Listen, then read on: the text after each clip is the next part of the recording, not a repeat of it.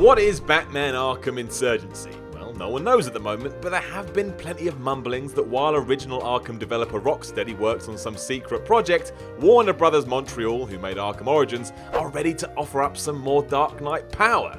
Does make sense too. The original trilogy was a smash hit, and it would be mad for everyone involved to just put Bruce Wayne to one side. We all love Batman, and therefore more Batman video games are just wonderful, especially as they're not gunk anymore. And believe me, they were gunk. I know, I played them all. I'm Simon from What Culture, and this is the 10 best Batman Arkham Insurgency rumours that must come true. Number 10, The Court of Owls. One of the absolute coolest Batman arcs of all time, Scott Snyder's Court of Owls tells the tale of a secretive group who are basically Gotham's version of the Illuminati. Having spent decades messing around with anything and everything, they wage war against both Bruce Wayne and Batman after realising how much of an influence both of them have. Which is funny really, because they think they're different people, but they're not.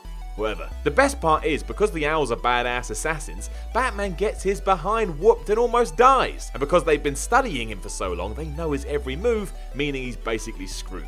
And that sounds like a decent enemy for Batman to face if you ask me, plus you'd have to figure out how to do it from 2 different angles. That is complex and interesting, so do this, and do it now. Number 9, no more tank battles. As awesome as Arkham Knight was, the constant tank battles were not. In fact, there was no need for them at all. The Batmobile should have been included just because it's so iconic in the Batman universe. Didn't need to be gamed, hence why hopefully these will never see the light of day again. Those are the rumours too. You'll have a Batmobile here, but you won't be making things explode constantly, and instead it'll just be there because it's cool to be there. That makes even more sense given Insurgence is likely to be a prequel. Can't have old angry Bruce Wayne before he becomes old angry Bruce Wayne, so hopefully he'll stop killing people. Number 8, it's a prequel, and given that we just mentioned prequels, apparently that's what we're getting as well. This is good too, because much like Origins, you get to see how the relationships all come about, such as seeing Jim Gordon and Batman building up a trust with one another. Hell, in Origins you even got to play as the Joker, so going back in time does allow for some excellent opportunities. This does open it up for some criticism in the sense many people will say Insurgent feels like more of the same,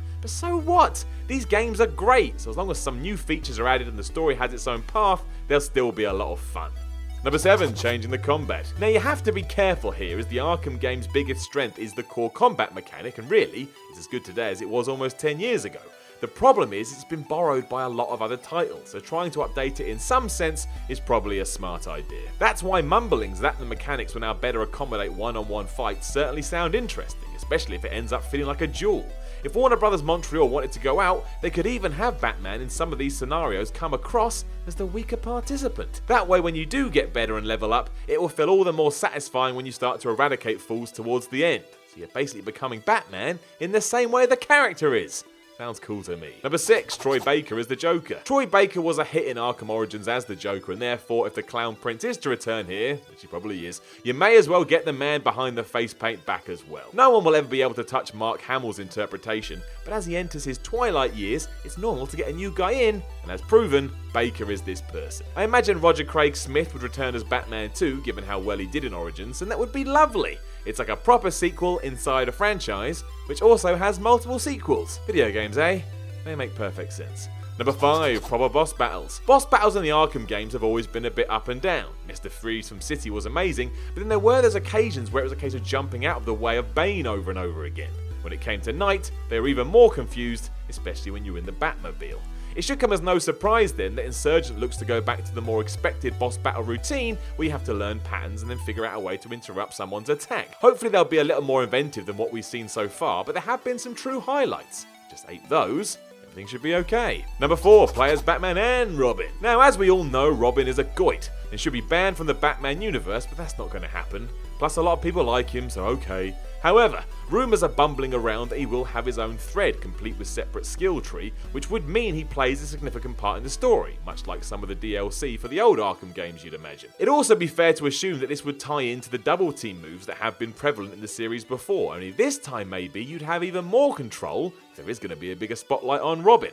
I guess if Warner Bros. Montreal did split it up between both heroes, it would be a good way to balance out the game's pacing, but again, Robin, that guy, such a whiny tool. Number 3, minimal Joker. At some point we really need a full Arkham game without the Clown Prince, as there are only so many times you can repeat all of this without it getting a bit dull.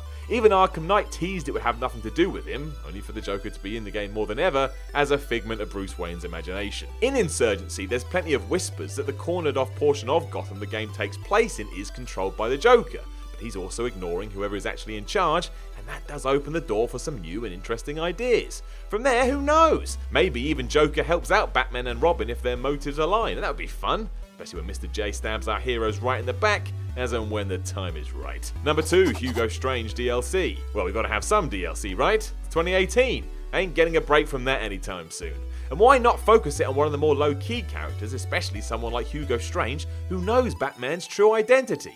Plus, he was pretty cool in Arkham City, even if he did vanish within seconds, or got killed. But still, given that toying around with revealing Bruce Wayne's secret identity is difficult throughout a main story, then sure, use it as downloadable content where you can have some serious fun with it without it being canon to the larger goings-on.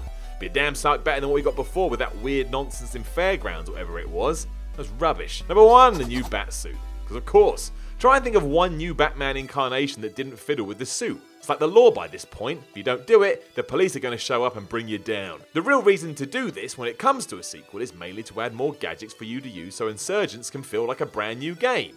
On top of that, the Dark Knight will look different, and that helps with trailers and marketing in the lead up to release, so you can bet your last dollar this will happen. Kinda just has to. It is a smart idea, however, as you have to have pristine things when such games roll around. For all of these though, we'll just have to wait and see, but let's hope 2018 is an exciting gaming year for the bet. Know of any other rumours about the new Batman game? Let us know in the comments below, and don't forget to like, share and subscribe. Then make sure you head on over to whatculture.com and read yourself some articles, and follow What Culture on Twitter at WhatCultureGaming. My name is Simon from What Culture, and I will talk to you again soon.